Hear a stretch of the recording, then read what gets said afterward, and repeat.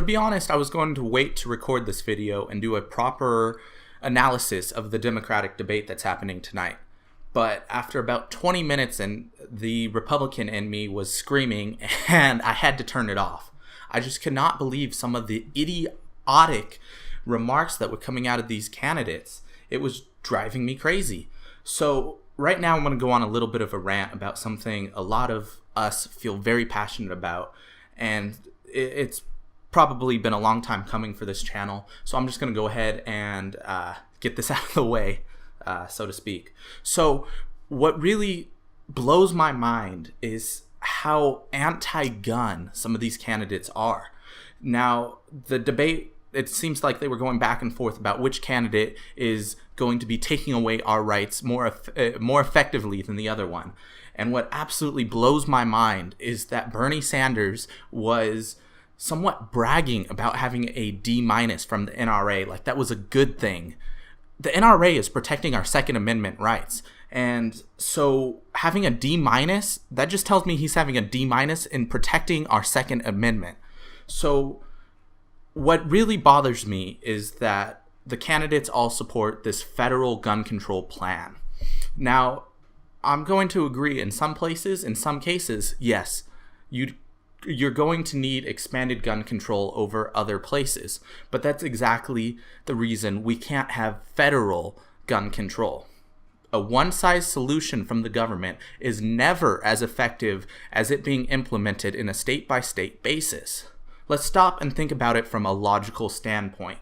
A state like Montana is not going to need the same gun control laws that a state like New York or California is going to need. A state like New Jersey is going to have different needs than Florida.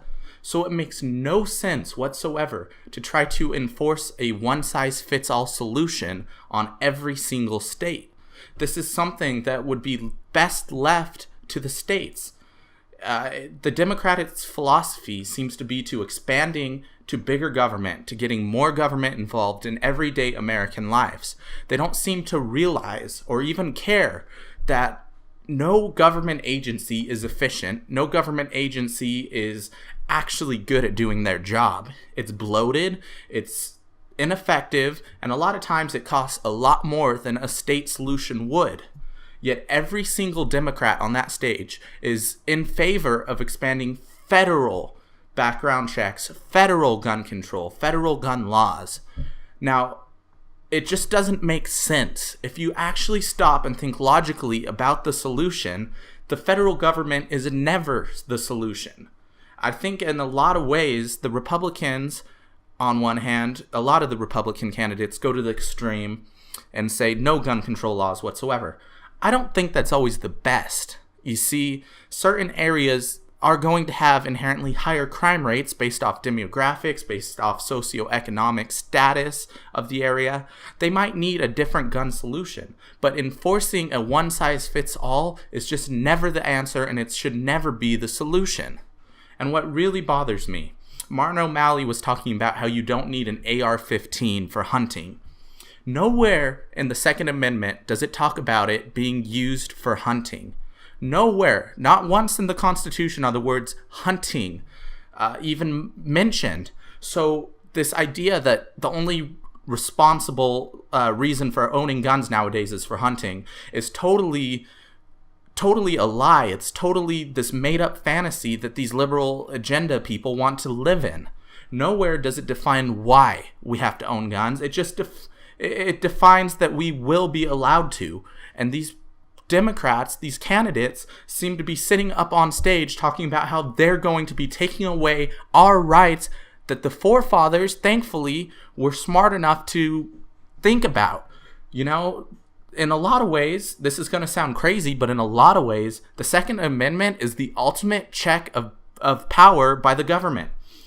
It's been said over and over again that if the government fears the people, then there is liberty. If the people fear the government, then there is tyranny. I believe that's a Jefferson quote, but it's exactly right. The Second Amendment is the ultimate check of power on the government. It's the ultimate sort of, if the government grew to the state where it was tyrannical, it would allow the people to rise up and reestablish a democracy again. It is literally the ultimate check of power. And yet we have Democrats in office and Democrats running for the highest office in our country who want to dismantle this check of power. I don't know if Democrats themselves just believe that the government is a good thing, that they trust in the government, but I think a lot of Americans don't put faith in the government. So it's beyond me why they would want to remove their means of actually keeping the government's power in check.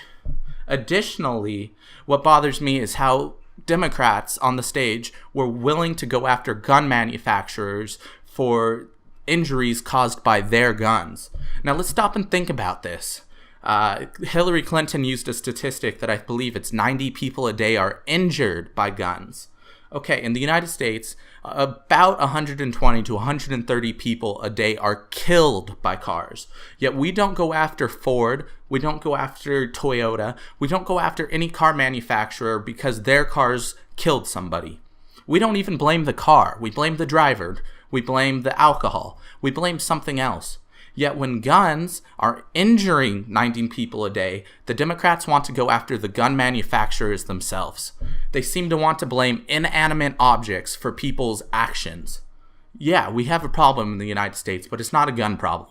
It's a mental health problem because you inherently have to be mentally unstable to go on a killing rampage.